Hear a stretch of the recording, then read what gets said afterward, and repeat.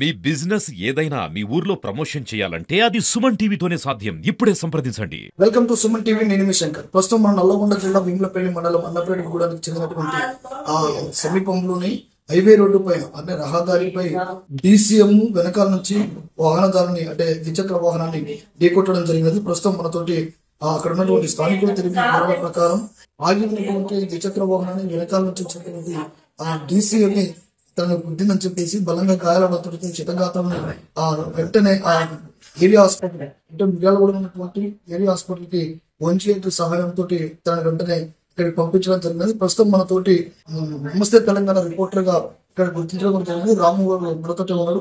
ఒకసారి పూర్తి వివరాలు అడిగి తెలుసుకునే ప్రయత్నం చేద్దాం. అలా చెప్పండి, అసలు ఏం జరిగింది? వెనకాల నుంచి స్థానికులు చెప్తాను. మా నివాసానికి శెట్టిపాలెంకి వెళ్తున్నాను. బైక్ పైన వెళ్తున్నాను. బైక్ పైన వెళ్ళే క్రమంలో అన్నపేటగూడెం దగ్గరికి రాగానే వెనకాల నుంచి డైరెక్ట్ గా DCM నన్ను ఉద్దేశించి నేను ఎదిరి అక్కడ ఉన్న ఇంటర్లో పడడం జరిగింది.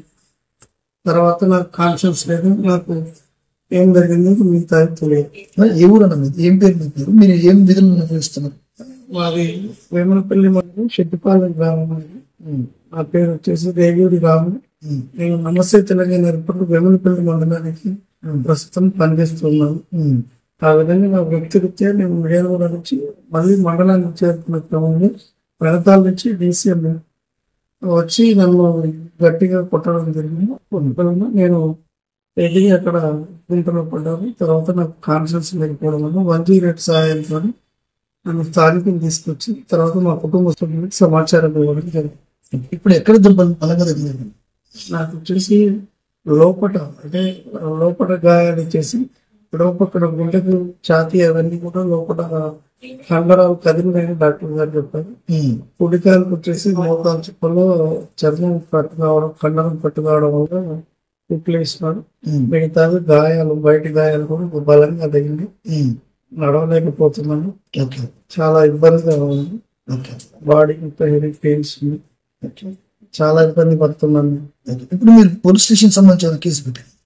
పోలీస్ స్టేషన్ సంబంధించి సాయంత్రం ఉన్నాం కాబట్టి తర్వాత పోలీసు స్థానిక ఎస్ఐ గారు ఫోన్ చేసి కంప్లైంట్ ఇవ్వడం చెప్తే మా మిస్సెస్ తోని రాత్రి కంప్లైంట్ ఇవ్వడం జరిగింది. చిత్తగాత్రైనటువంటి రిపోర్టర్ కుటుంబ సభ్యులు కూడా మనతో ఉన్నారు. ఒకసారి పూర్తి వారికి తెలుసుకునే ప్రయత్నం చేద్దాం. అలా చెప్పండి, మీకు ఎప్పుడు తెలిసింది? మాకు నిన్న సుమారుగా మధ్యాహ్నం 12:30 నిమిషాలకు తెలిసింది. అక్కడ ఉన్న గ్రామస్తులు చుట్టుపక్కల వాళ్ళు చూసి మాకు ఇన్ఫర్మేషన్ సార్ మేము వెళ్ళిపోయాం. పోయేసరికి కొద్దిగా అంబులెన్స్ లో తీసుకుని ఏరియా హాస్పిటల్కి వచ్చేటప్పుడు మేము వచ్చేసాం. అప్పటికే కొద్దిగా గాయాలు ఎక్కువైనాయి. మేము చూసి కొద్దిగా మా కుటుంబ సభ్యులంతా కొద్దిగా ఏడ్చినాక అందరం దండగా తీసుకుని లోపలికి వెళ్ళి మనం ట్రీట్మెంట్ వేయడం జరిగింది. అదే రోజు నైట్ పిటిషన్ ఇచ్చినాం. కాకపోతే ఏంటంటే అధికారులైనా పోలీస్ డిపార్ట్మెంట్ అని మేము గుర్తించాలి.